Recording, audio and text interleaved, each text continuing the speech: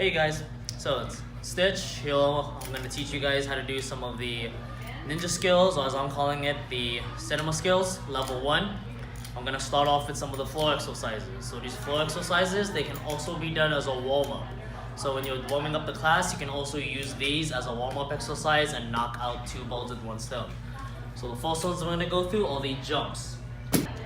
So first I'm going to start off with the jumps. The first one is going to be a precision jump. So a precision jump is essentially a broad jump to stick. So knees bent, arms back, big swing, knees up, stick the landing. Okay, that's a precision jump or a precision landing. Now the next one is going to be a plyometric jump or a plyo jump. So a plyometric jump is just like the precision, but you're exploding into another jump.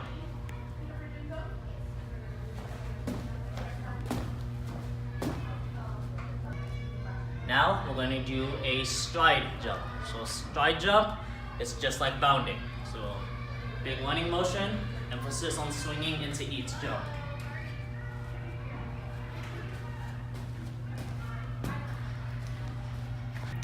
Now I'm going to show you a crane landing. So a crane landing, this can be used for if the student is not sure if they can jump and land with both feet. So this is a good alternative. They're going to stand.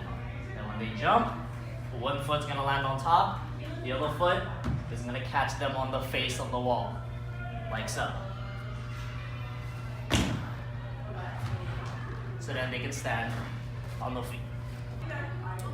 Now we're going to do a safety tap. So a safety tap, this can be used for jumping off of a high surface and can also be used as an alternative to rolling.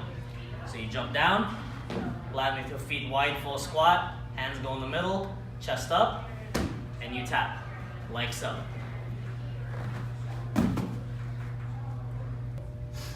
So this will be a 3-legged dog crawl. So this is a good way for kids to build up their spatial awareness with their hands and feet, and also build up to doing a pop-up or a floor crawl. So how it goes is you go into your floor plank, except one foot is up in the air. So here you can have the kids alternate after so long, but here you're focusing on teaching them to kick their back leg up. As their leg kicks up, it's gonna pull their hips. That's when they're going to scoot their feet in. Then hands follow, feet, hands.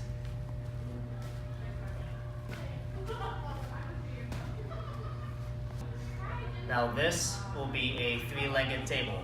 This is a good way for kids to practice doing a lazy vault, a thief vault, and walking up to doing a dash vault. How it works, you go into your tabletop, but again, one foot's gonna come up, so you don't need to hold themselves up. But again, emphasis on letting this leg lift up their hips. So as they pull, they're gonna kick. So then they walk on pulling their hips through and pulling themselves out with their hands. Then again, you can switch feet if the kids are getting tired. Now we're going to do a forward shoulder roll. So the shoulder roll works very similar to your traditional forward roll. Only difference is, instead of putting hands apart, there's 2 ways you can do these. You can either have it hands stacked on top of one another, or one hand hits the ground, the shoulder that you plan on rolling with reaches through. So the first one I'm going to show you is hands stacked. So kids land, they catch themselves like they're going to do a safety tap, hands to the side, chin tucked in, they fall on top of their shoulder in a tuck, and then they roll up. So that's with hands stacked. With the shoulder down, I'm going to show it to you on my other side. Hand catches, the shoulder I plan on rolling with reaches through. As I reach through, again, I follow my fingers. So my head tucks in, and I push through to my roll. Now we're going to do a backward shoulder roll. So again, very similar to the traditional gymnastics method, except you're going off to the side.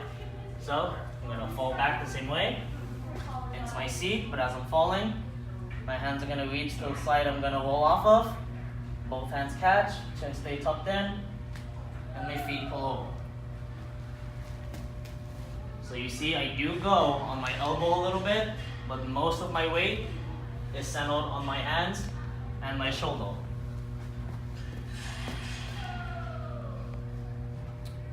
Now we're going to do a standing dive roll.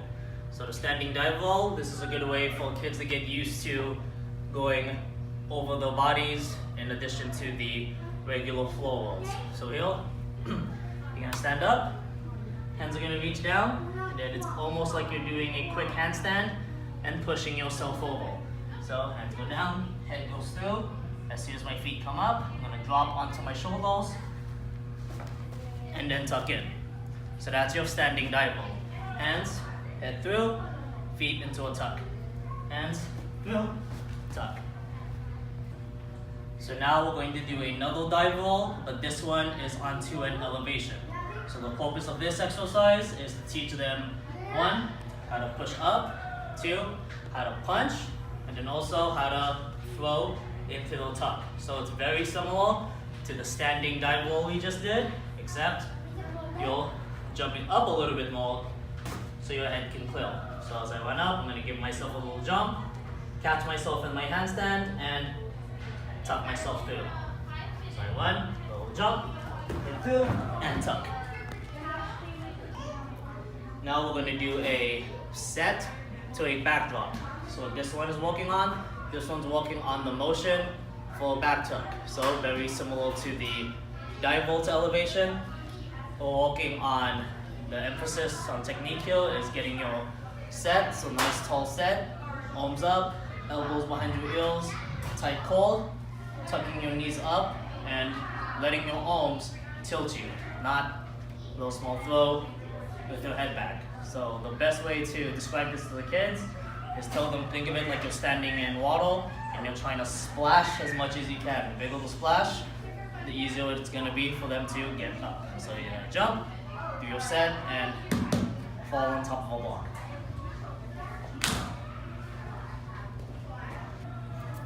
So this is going to be a hollow body candlestick. This is a good conditioning exercise, and it also helps them a lot with the ending motion of the rolls, because a lot of kids like to open up when they do rolls.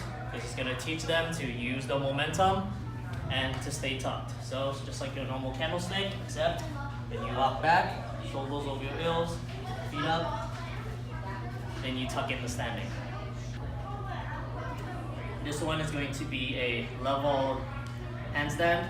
So similar to how we do it in the cartwheels. Come in, up, tap, come down. This is going to be a circular cartwheel. So here, the emphasis on the cartwheel is teaching the kids how to use their body weight to transfer their momentum over. So here, when they do the cartwheel, instead of starting in the usual lunge, they're going to start a little bit square. So here, lean over, or they can also wind up into it. Throw their arms over the side. As they throw over, leg is going to kick around. That's the term circular.